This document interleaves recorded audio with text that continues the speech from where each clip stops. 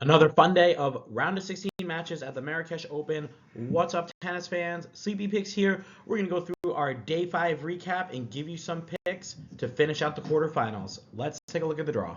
Here's a look at Darderi's half of the draw. And guys, I couldn't tell you how disappointed I was when I saw earlier today that Hanfman withdrew from the tournament due to an illness. So he will not be playing the quarterfinal against Darderi tomorrow. Obviously, you guys know from the last video, really was looking forward to that match. But Darderi is able to advance to the semifinals unscathed.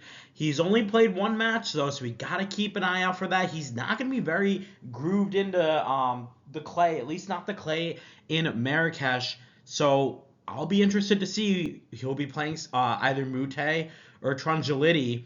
Trungelliti would be coming in with 3 matches under his belt, and Moutet would be coming in with 2.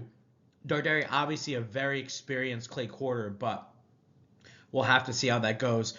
We did do a breakdown of the Moutet and Trungelliti match in our previous video, so check out the day 4 recap for that. But I'll give you guys the cliff notes here. I just think Moutet is going to be able to challenge the up and back movement of Trungelliti. We saw Mychek challenge the side-to-side movement of Trungelliti, which looks pretty good. But Moutet's got the heavy spin on the forehand, the drop shots on both sides. He's going to be moving Trungelliti up to net, not on Trungelliti's terms. So definitely look out for that. If Trungelliti can handle it, maybe he'll be able to win. But I'm thinking that he's going to really struggle tomorrow against Moutet. We'll see how that goes. Let's move on to the next part of the draw. And here's a look at Griekspoor's half of the draw. We have first match in the quarterfinals is Muller against Jodar. And Muller Kopriva, we got this pick wrong, and I still think Kopriva played okay. I thought that Muller really exposed. So Kopriva likes to hit his backhand. You can tell when the ball's hit up the middle, he's kind of favoring towards the backhand side, and he can really rope it with the backhand. He also has some variety where he can slice and drop shots, so he feels a little bit more confident on that side. The one thing that I thought Muller did really well was he stepped in and took that flat ball early. Kopriva can't put the ball heavy on the backhand side. He can't hit like a heavy spin backhand, and I assume that's just because of the way that he hits the ball. But he does take it early, and he's able to hit it aggressively. But Muller, you could tell that Muller knew that, and he was attacking that side. Very interesting to see him attacking the better side of Kopriva and just having a lot of success. He was taking all the pace that Kopriva was giving him and redirecting it and moving him side to side. So that gave him a lot of success in the first set. At the beginning of the second set, Muller just started going to the forehand a little bit more, and Kopriva was able to use that spin and kind of open the court up a little bit more for him to rope the backhand. Had a little bit of success in the early parts, but Muller able to survive there and win in straight sets, 6-3, 7-6. But a nice strategical match from Muller against Kopriva, exposing the Kopriva backhand on the clay. Jodar and Mahatch was also a great match, and I mean, guys, how comfortable did Jodar look on the clay? I thought he was moving great. He was moving around his forehand. Obviously, like we talk about some of these guys that like to favor their forehands, how comfortable are they going to be moving on the clay to start? Are they going to move slowly? Like you saw like Mickelson in his first match against Coleman Wong. He struggled a little bit in the first set to kind of move around the forehand. Then once he got that set under his belt, got a little bit more comfortable, started taking some risks, moving around it, and started connecting with the forehand and was able to win it way more convincingly.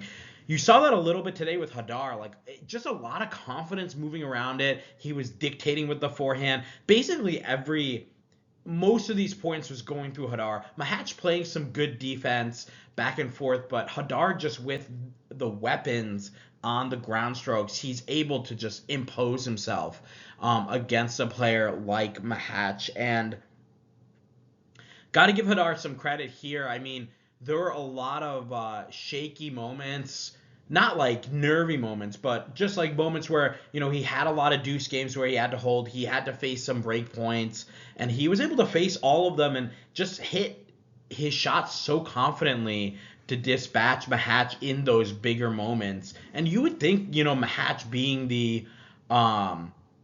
the experienced of the guys would be able to kind of like find a way to win here, but Jodar showing us again another level, and hopefully we can see him advance and go into the clay season with a little bit of confidence in his game.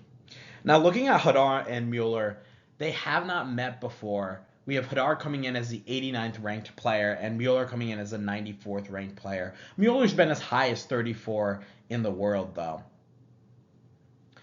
Muller sitting at a 4-1 record on the clay. Jodar 2-0 on the clay, only playing these two matches in Marrakech. So really interesting here. Obviously Jodar, we haven't really seen much of him. He's only 12-8 in his career on the clay, so we haven't really seen much of him to kind of make a determination of how he plays on this clay. But I was very impressed. Mahatch didn't play a bad match. In my opinion, I just think Jodar just took it out of his hands in some of those big points. Muller, on the other hand, he's 247 and 156 on his career. 11 and 10 last year, 20 and 12 the year before. So he's had a little bit more of success. Maybe is a little bit more comfortable. I just don't see how Muller's going to be able to handle the body blows of Jodar. Now, he was able to redirect and use the pace that Capriva was giving him on that backhand side and kind of move Capriva around. But the problem for me is Jodar has that on both sides. Plus, he's a little bit longer. He's got a bigger serve. So he's going to be able to kind of find that first strike early, which is going to put Muller behind in a lot of the Jodar service games. I feel like this is going to be a really tricky match for Muller. If he gets through, I think that's a great win. But for me, this all depends on Jodar. If Jodar is able to come out, play his offensive game, I think he takes care of Muller pretty easily. If Jodar comes out and he's missing a few shots, maybe the nerves get to him a little bit. Obviously, trying to reach a semifinal of a 250, that would be a good accomplishment for him. We just got to keep an eye on kind of what type of Jodar we're going to get tomorrow. I think that determines the result of this match. But for now, guys, I'm picking Jodar. I think those big ground strokes, the big serve, the ability to kind of like hit some aggressive returns, that's going to put Muller on the back foot, and Jodar is going to win this match. I'm going to go with Jodar in straight sets. Next match, we have Carabelli taking on Van Assche, and Moutet just keeps playing the match of the tournament. I mean, I think this match topped the Berrettini match. A lot of great hitting here. If you're the type of player that likes to kind of step around and hit your forehand and dictate, watch how Moutet is able to just hit the heavy inside out and open the court up, especially on the clay where the ball's going to kind of kick out a little bit more. He did such a good job just dictating and pushing out with that forehand in the second set, and then able to just rope the next ball. Like, he just was hunting for the short ball, and Carabelli doing a great job not giving him a lot of those shots and taking some offense himself. Really, really tough match. A lot of long points, a lot of good points. There's one point where these guys both ended up sitting down because they had just tried so hard to get the balls. I mean, just incredible tennis from these guys. Moutet with that big forehand, Carabelli having to neutralize those shots and the big body blows that Moutet was throwing at him, and Carabelli just like a very seasoned clay quarter. You could see that. You could see that he was comfortable on this surface. He knew that like a guy like Moutet, hey, if he's able to hit through me, that's fine, but honestly, I think we're going to see like some errors, and it almost didn't pay off for him. Third set, not a lot of breaks, and then they finish with a love 40 break on the Moutet serve. A little bit disappointing there. Obviously, we want a little bit more. One more thing that I want to note is that 15-all in that 5-all game, they had a point where it looked like the ball bounced twice for Moutet, and Carabelli thought it bounced twice, and then Moutet's able to win that point. He gets the ball back. Carabelli plays the next shot. Moutet closes in for a volley. And Carabelli's complaining to the chair umpire about, I thought that ball bounced twice. Chair umpire said it didn't. On the replay, they don't have replay there, but when they showed it to us on the TV, it looked like it was only one bounce. The reason I bring that point up is because Carabelli won 7 of the next 8 points. So you talk about being mentally tough, having a tough point like that where you're like, I should have won this. It should be 30-love me. And instead he just buckles right back down and it's like, I'm not gonna lose a point. He's able to break at love in the next game and get the win. I mean, just incredible mental fortitude from Carabelli to get through this match. Tough loss for Moutet, but good on him to get out to the round of 16. Hopefully we see a little bit more of him on the European clay swing. Van Assche, on the other hand, another incredible match, and we talked about how this was a very meaningful match for Van Assche coming through the challengers. He's had some success in juniors on the clay, and today, this just kind of puts guys in the top 30, top 40 on notice that these challenger guys, they are no joke. I feel like 10, 15 years ago, if I were to tell them, hey, you're playing a challenger the first round, they would think, great, I'm going to win 2-2. Now it's like, it's going to be a tough match. I could even lose this match. And Griekspoor did lose. The quality that we're getting of tennis from guys that are, outside the top 100 is incredible. The depth of the game is just unreal. Van Assche didn't look at all like he looked like he belonged in the main group with everybody else. So really good on him to win this match. The forehand was extremely impressive. And one thing that I will bring up, I kind of like the fact that Carabelli just saw the Moutet forehand. Now he's going to see the Van Assche forehand. He's going to be a little bit more comfortable maybe seeing the powerful stroke. But Van Assche just doing a great job moving Griekspoor around.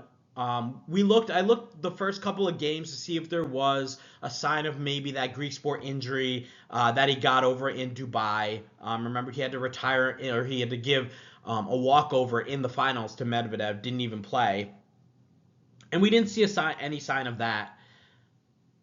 Van Assche just too strong. And I thought in the third set, Griekspoor went to a more defensive game, which kind of makes sense, especially when you're in a big situation, even in I think it makes sense to do it in maybe a bigger tournament. You're just basically going to go lock down.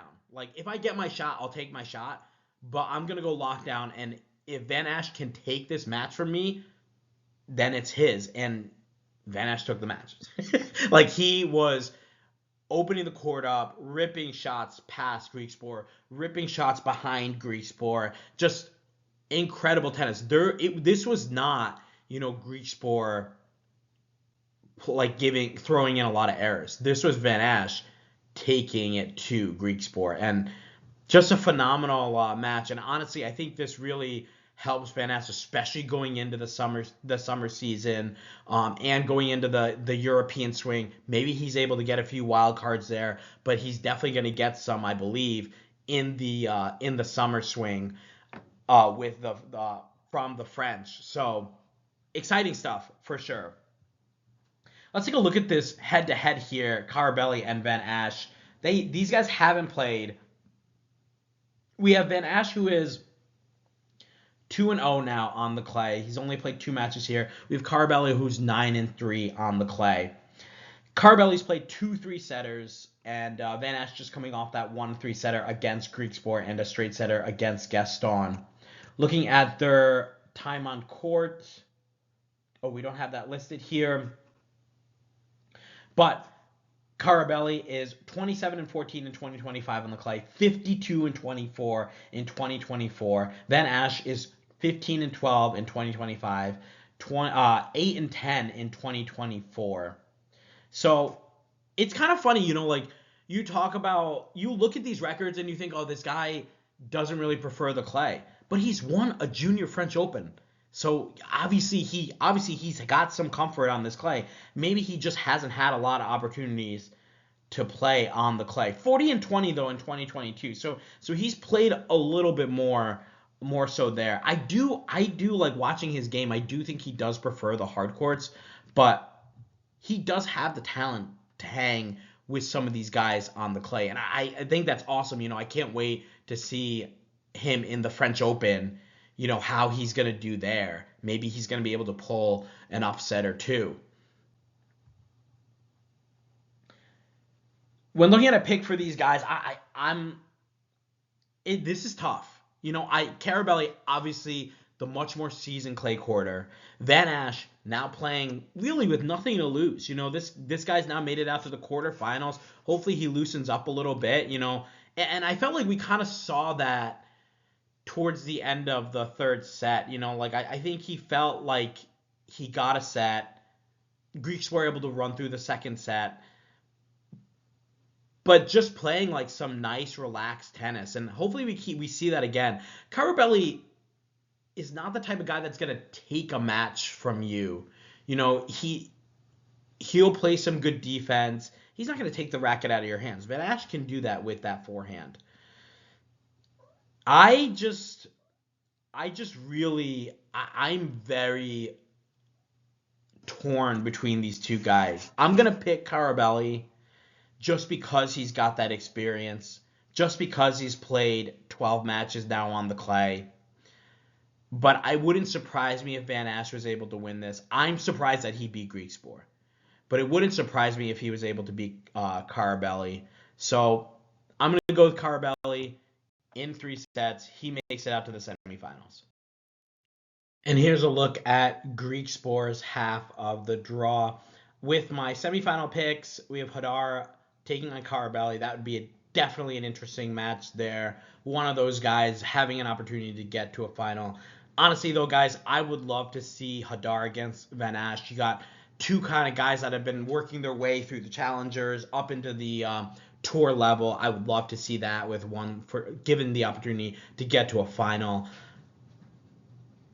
I gotta say, I still think this is Darderi's tournament to lose.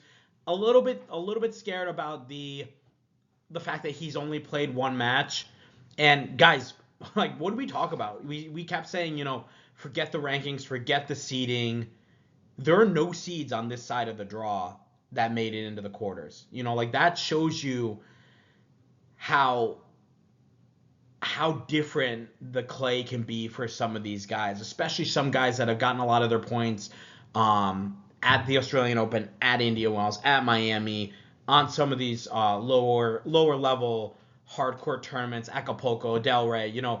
Now we're coming into the clay. It's a little bit different, so definitely look out for that. Don't just look at the seeding. Griekspoor number 2 seed goes out today.